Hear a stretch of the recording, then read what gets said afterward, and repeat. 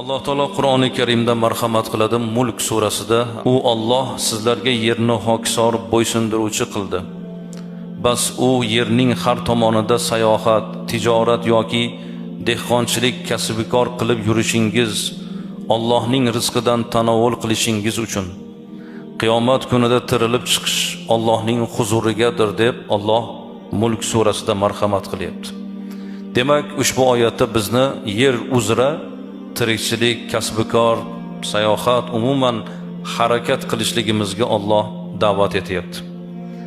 Azizlar, bugungi kunda tijoriy ishlar, imkoniyatlarimiz, sharoitlarimiz yaxshilanib borayotganligini ko'ryapmiz. Mo'min odam, musulmon odam kasb-korda, tirikchilikda, savdoda bo'ladimi? Albatta, iymoniga muvofiq ish tutishligi bu eng birinchi muhim omillardan.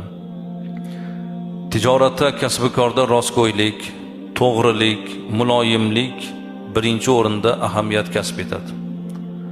Odamlarning haqqiga xiyonat qilmaslik, tarozudan urmaslik, olgan qarzini qaytarib berishni harakatida, tashvishida bo'lishlik insonni solih inson ekanligining isboti bo'ladi.